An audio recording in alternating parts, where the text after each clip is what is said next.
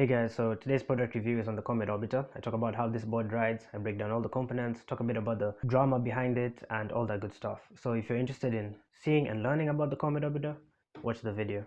A little bit of a disclaimer as well. I am an affiliate partner with Comet, which means that if you use Downhill254 as a coupon code at the checkout, you get 5% off. But that also means I get a little bit of something in return. But I will not let that in any way affect my review. I will be unbiased and critical where I need to be. And as always, there's a write-up that goes along with this video, link in the description. And in this write-up, I have an interview with Comet, ask them about design goals and all sorts of different things with the Orbiter. Also ask if they have any other plans for other boards. So if you want to learn about that stuff, check out the write-up. And the write-up, as always, is a lot more in-depth than the video. I'm more articulate about the board, how the board rides, and if you really want to get a good understanding of whether this board is for you, I recommend you check out the write-up. So let's kick it off with the specifications of this board. The board is 35 inches long. It has a width of 9.25 inches. It has a bit of taper, so it's widest near the middle and a bit narrower where your feet go. The deck is made with 7 plies of maple, but is sandwiched with a top and bottom layer of fiberglass. It has inbuilt flush mounting of about 3 degrees, both in the front truck and where the rear truck mounting goes. It has 2 wheelbase options. The first is 22.875 inches and the other 25 inches. It doesn't really have any concave features to speak of. The concave is relatively mellow, but there is a bit of rocker as well. Let's take a look at the trucks. For trucks, you have the 2020 Rogue Slalom trucks. Now you have the stock bushing setup in the Rogues, which is a 78A Venom and 73A Pink Venom in the front truck and a pink 97A Venom on the bottom and a white 95A Venom at the top. For washers, you have a cupped washer roadside in the back and a flat washer roadside in the front. No washers both sides for either trucks. In terms of hanger width, the front has a hanger width of 106 millimeters and the back is set up on the hanger width of 116 millimeters. In terms of base plate angles, the front is set at 50 and the back at 20, but when you incorporate the flush mounting, it rounds off to 50-23. In terms of insert bushings, the front truck has a 93A insert and the back truck has a 95A insert. Let's quickly take a look at the other stuff. You have a 1/4 inch riser on the bottom. You have 74A Venom Magnum wheels. You have Zealous steel bearings as your bearings. For grip tape, you have 60 grit Lockton or Blue Fire grip tape. You have a footstop in the shape of a C that's been poured and made by Comet. Finally, you have a torque block in the rear as well that I think is also poured in a mold or something like that. All this goes for the price of $625 or about $612 if you use Downhill254 at the checkout. So let me kick it off with a bit of a summary. The Comet Orbiter is easily one of the best completes I've ever skated. It has high quality components and is designed to ride really well out of the box. I felt very confident on it, and within a few runs I was able to skate my local very confidently, taking very aggressive lines and skating near the limit. And the odd thing is this board really thrives when you push it and when you skate it near the limit. I was able to do new things on my local and yeah, feel very confident. There are 1 or 2 things that I didn't like about this board, but none of them were really deal breakers for me. I don't think there's really anything that would prevent me from paying full price for this deck. When you break down how much everything costs individually, the $645 price of this deck is quite reasonable and you are actually getting an amazing deal. Everything costs a lot more separately. Finally, the one thing that might be a deal breaker for me is how long it takes for you to get this board in your hands after you make your purchase. But is the wait worth it? I'd say absolutely, but that's up to you to determine. So I quickly want to talk about the drama that the Orbiter caused when it was first introduced into the scene. When the Orbiter first dropped, it caused a bit of drama. Some people made memes about it, some people were annoyed about it, some people confused, and just overall a lot of people thought Comet had lost the plot a little bit. And here's why. So when it comes to downhill skateboarding, what one person rides can vary greatly to what another person rides. And I'm talking about different bushings, different trucks, different footstops, different foot positioning, etc. It can vary a lot. And then here you have Comet claiming that they have a complete that can work for the vast majority of people. It does sound a little bit arrogant or a little bit as though Comet has totally forgot about downhill skateboarding, you know? So I can understand why some people would feel that way about it.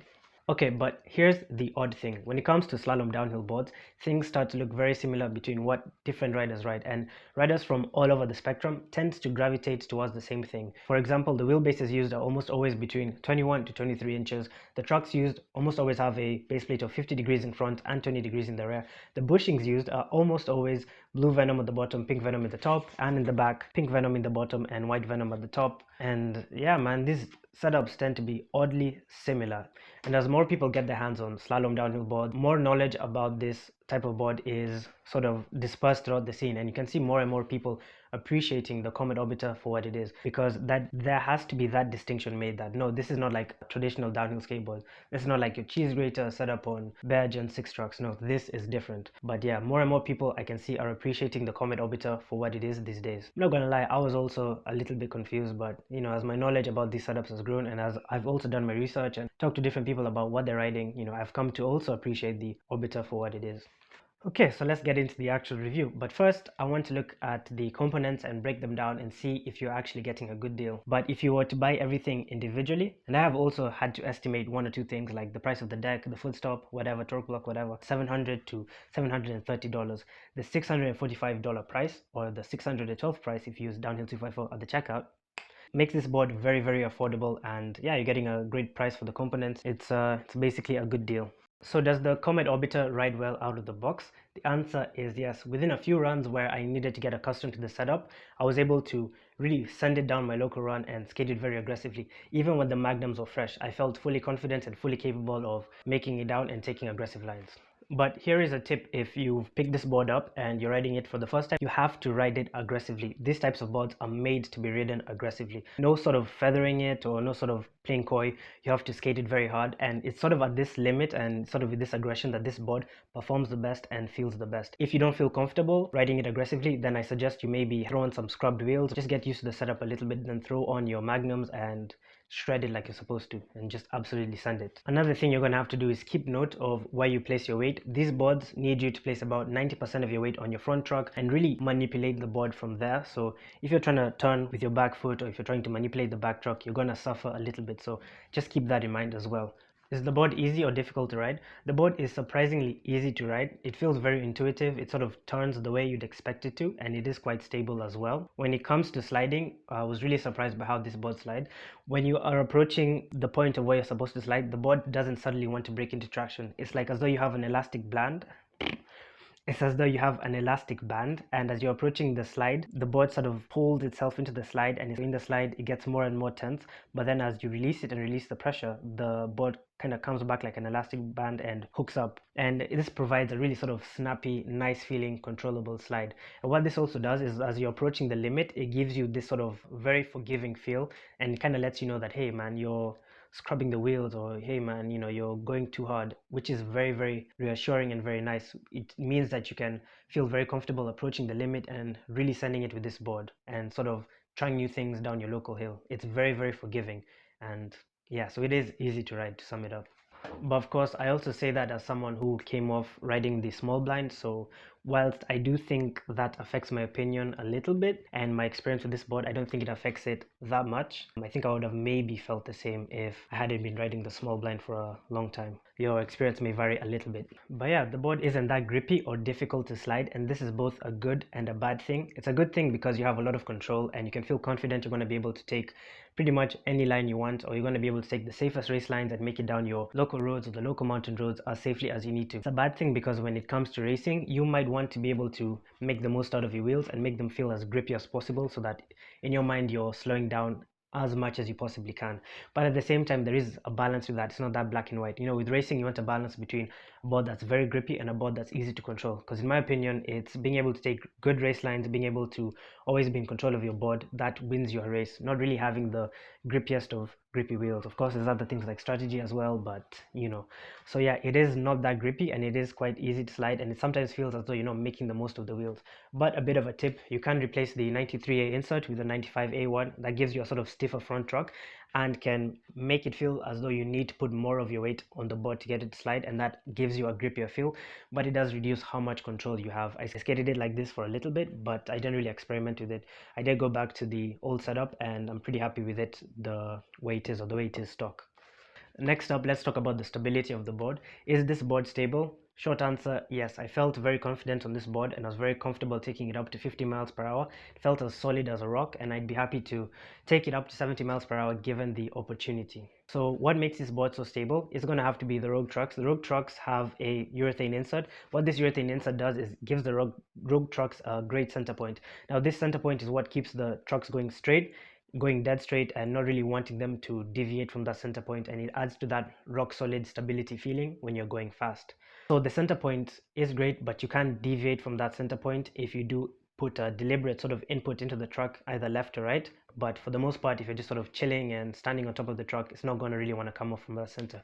You can always change the inside bushing. You can go with a softer one if you want less center, but the way it is set up to be pretty great. Next up, let's look at the turn. Do the trucks turn really well? Again, the answer is yes. When you do come off that strong center, the trucks want to turn deeply, and it sometimes feel as though they can dive forever. And another thing about the turn is it's really confidence inspiring. As you're turning, you feel as though your truck match your input exactly, and you have great support from the inside bushing as well. And what this does, gives you a lot of confidence, and when you're taking aggressive lines at speed, you don't really feel like the truck is going to suddenly dive on you too quickly or not turn enough. The truck just does exactly what it tells you to do, and this is really confidence inspiring as well. One thing I had trouble with though was tight toe side turns with this truck. Now this isn't failure of the Orbiter, I think it's just in the nature of road trucks as well. Because you have that urethane insert, you need to be very deliberate with your weight application if you want the truck to turn, and applying your weight toe side just isn't very natural. So on the tightest of turns or on some tight toe side turns, I felt it a bit difficult to take the lines that I wanted to take just because inputting my weight didn't feel very natural. If I did go with a soft insert, this became significantly easier. However, grabbing rail did give me the leverage I needed to get the sort of tight turning that I wanted, but again, that's just something to keep in mind with this board. I did also mess around with the bushings and I got the results that I wanted, but for the most part, if you grab rail, I think you'll be able to make most of the turns that you want to make. Next up is the deck stiff. Yes, the deck is stiff. It's as stiff as you'd expect a board that's made with maple and fiberglass to be. It does have a little bit of torsional flex, but nothing that will get in the way of your riding. Nothing that you would not expect with a maple and fiberglass deck. Next up, let's talk about the concave. Is the concave comfortable? I find this concave to be very, very comfortable. It does have some sharpish rails, but it is comfortable for me to place my heels on them and lean very hard. I think this is maybe one of the most comfortable concaves that I've stepped on. It feels very ergonomic. There is also a bit of rocker, but I haven't really noticed that, to be honest, but yeah, the concave is comfortable. Next up, can you get wheelbite on this deck? No, you can't get wheelbite on this deck at all. You have a 1/4 inch riser, and that really eliminates any possibility of wheelbite. However, you can take off the 1/4 inch riser and use the about 1/4 inch deep wheel wells as well, and really not be in any risk of bite, again depending on how heavy you are and how heavy you dive. Next up, let's look at the torque block of the Orbiter.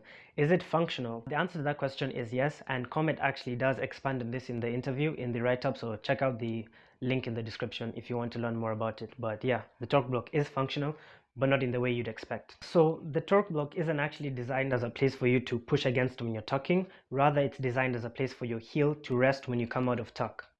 It would be very ambitious for Comet to find the perfect torque block position for everybody, as stances vary, and yeah, it would just literally be impossible. So it's not designed to work as a normal torque block would. But okay, so it's not designed to work as a normal torque block would, but is it usable in the tuck at all? And I'd say yes, but also kind of no. So it doesn't really feel like a hard sort of edged surface to push against as other torque blocks do. It feels like a natural progression of the board. And like I said, it feels very nice for you to rest your heels against it when you come out of the tuck. But if you do have a long enough stance, you can push against it, and it does provide a little bit of something to push against. But even without it, the board does have enough give and enough like strength to sort of lock you in and keep you locked in. But yeah, as I did say, it's great to sort of rest your heels against when you come out of tuck, and it feels very, very natural, and it's just really nice. It's unlike any other torque block that I've used before, but I really like it the way it is. Another thing, it acts as a great reference point for your back foot, so you always kind of know where your foot is relative to feeling the torque block under your foot. I did also quite enjoy using the torque block as something to push against when I was doing toe side slides and stuff like that, and also something to push against when I was doing heel side slides. It felt especially nice as it worked as a pocket to sort of push against when I was doing stand-up slides as well, and sort of lock in my back foot. And like I said, it is quite odd, but I do enjoy having it, and I think I might try copy the design in the future on other things that I do use. Next, let's quickly talk about the grip tape. Is the 60 grit grip tape of the Orbiter slippery? The answer is not really, and here's why. So as I did say earlier, the board doesn't feel super grippy. It slides sort of easily, so you don't need that much to keep you locked on. I will also say that I do skate it with free brake soles or brake soles, and that does give me a little bit more grip, but I do think my opinion might be the same if I didn't skate with brake soles at all. But yeah, even with the mellow concave, you have great leverage over the wheels, and you don't really need that much from the board to keep you locked in. So no, I think the 60 grit grip tape gives you the appropriate amount of grip that you're gonna need to stay onto your board. Next, let's look at the tail of the Orbiter. Is it usable? The answer is yes, but not in the same way as a proper kicktail is. You can't really ollie this board, but you can use the kicktail sort of de-weight before you go over crack or of a road imperfection, so it's useful for that. Also useful to sort of kick your board up when you want to pick it up. But next, let's talk about the footstop of the Orbiter. This is definitely one of the best footstops that I've tried. It really sort of forces your leg into the appropriate and optimal position to skate this board, which is having like your toes like here, which is really, really nice. When you do use it, if you do force your toes against it, they are gonna hurt a little bit, but not that much. They are far more comfortable than other big footstops that I've tried.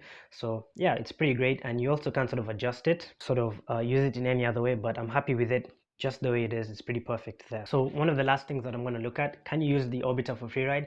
Absolutely. I set mine up with 150mm RF1 trucks with Powell Peralta snakes on the longest 25-inch wheelbase, and it felt really nice for stand-up slides and freeriding and that good stuff. So I also moved the footstop to the inner bolt, and I felt really locked in, and the board was just really functional as well. I was able to do big stand-up slides, and yeah, it's pretty great. The torque block as well was really nice. As I did mention earlier, it does give you a little bit of a pocket that you can use for hillside and toeside stand-up slides. And you know, it's kind of nice to have a board that does both. You know, if I'm going on a skate trip, I'm just going to take one board. I have my serious downhill board and I have my playful freeride board as well. So that is a nice feature, I'm not gonna lie. Okay, now let's look at the components of the Comet Orbiter. So let's start off with the Rogue trucks. The Rogue 2020 Slalom trucks are some of the best precision trucks that you can get. Some of the top riders in the industry and the scene ride them, and you know, very hard to go wrong with them. They're great trucks, very stable, turn great, you know, feel amazing. But yeah. Next, let's look at the Venom Magnums. So the Venom Magnums are some of my favorite downhill skateboarding wheels. They're pretty fast, they accelerate quickly, they slide beautifully, they slide smoothly, and yeah, they perform pretty well out the box. However, they do have a chance to chunk, and that happened to my set, which is disappointing, but don't really think this is going to affect the performance of my board, and haven't really noticed it that much. But yeah, they do have the chance to chunk. But yeah, the Venom Magnums are by far some of the best wheels that I've used, and pretty great wheels, pretty great stuff. Next up, I'm going to look at the Zealous bearings. So the Zealous bearings are some of the best in the industry. Yeah, mine roll pretty great out the box. Don't really have to worry about them. Probably gonna change them next year, or if I do some rain skating. But pretty great bearings, get the job done. Haven't really thought about it. Yeah. So whilst the Orbiter is pretty great out the box, you know, I had to make some changes and mess around with it a little bit. So the first change that I did make was I took off the risers, and what I found was that I got a little bit more of a stable ride, and between the slides, transitioning from gripping into slipping was a little bit smoother and more forgiving, and the ride didn't feel as tippy. And this is good, but it sort of ruined a little bit of the magic of the Orbiter. When you have like quarter-inch risers, they give you a little bit more leverage over the trucks, and everything feels sort of smoother, and it feels as though you're able to dive harder. So whilst there were advantages, I did go back to having the quarter-inch riser, and I do prefer riding it this way. The other changes that I did make was when I had the risers off, I also messed around with the bushings and the inserts as well. I went double pink in front, which is 73A, 73A.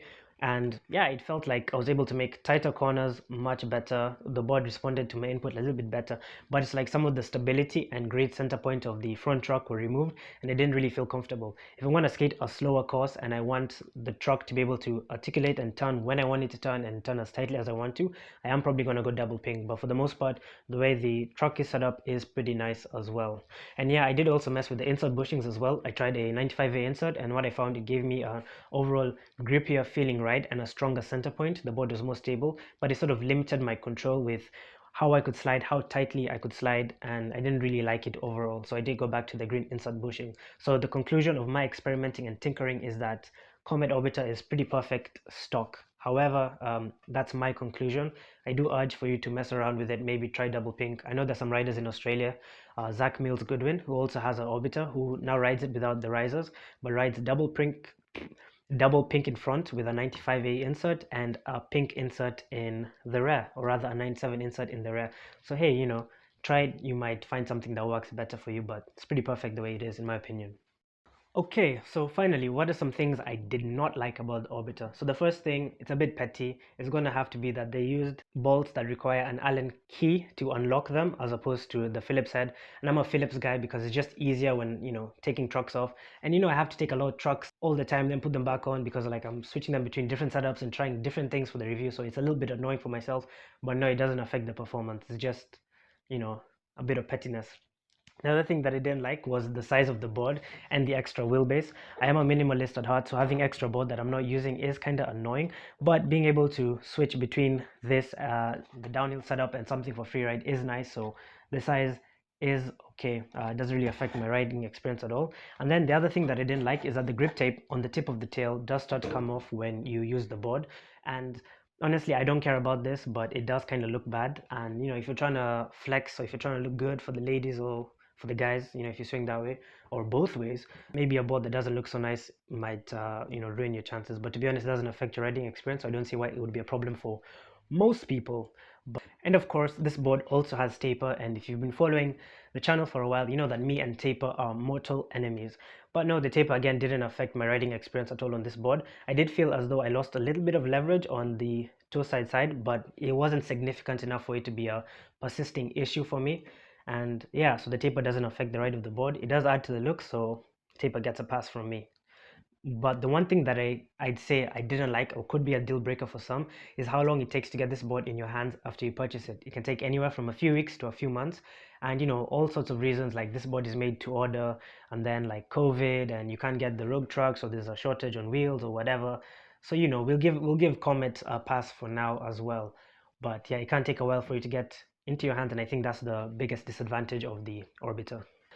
Okay, so pretty much done with the review. You've read it, you're totally sold on it, you do buy it, but when you do get it, you don't like it. So what can you do? So the Comet Orbiter is a pretty great board, not gonna lie. And if you don't like it, or if you don't feel that it's perfect for you, it is an excellent template or excellent reference point to start from to find out what really works for you. And that could be maybe going for softer bushings in the front or taking off the risers. But the important thing is you have something that already works and is proven to be safe to take 60 miles per hour, safe to go around the tightest of corners, and you know, you can really sort of jump off from there and make it work for you. And you know, even if it is $645 or $612 if you use downhill 254 at the checkout, you know, what's another 10 or $20 to sort of get it to work perfect for you? Now, as I'm closing the review, I'm going to briefly talk about why I like the Orbiter a lot and why I think it makes sense as a first downhill slalom board for a lot of people. Now, I started off my downhill slalom board journey on the Lanyard Small Blind, and I did have advice from like Dexter Manning, I did have advice from other riders, but a lot of the time setting up the board and dialing it in was just trial and error. I didn't really know what I was doing, and you know, I didn't really have a lot of real world reference points to go from.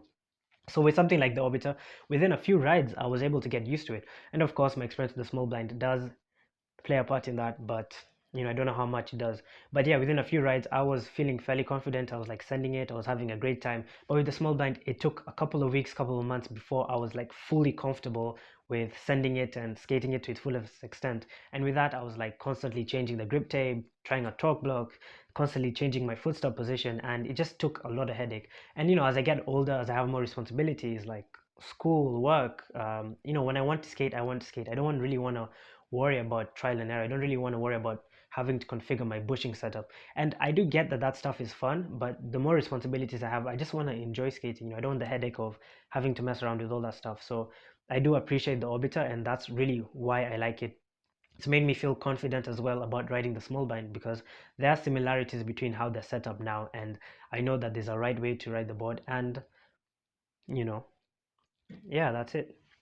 What do you think? Is the Comet Orbiter right for you? If you are sitting on the fence, then absolutely go for it. And I also recommend that you check out the write-up, as it's more in-depth and articulate about how the board performs and all that good stuff. But yeah, I do think the Orbiter is a great board, and anybody who purchases it is going to be a happy customer. Big thanks to all my patrons, a big thanks to everybody who subscribed so far. Last I checked, we have 1,820 subscribers, which is pretty damn crazy, pretty amazing as well. So thanks for watching the video. If you have anything you want to say to me, comment. Yeah, you guys take care, and see you in the next video. I might be doing the Comet Cruiser review soon, so we'll see how that goes. You guys take care. Take care of yourself. Take care of yourself.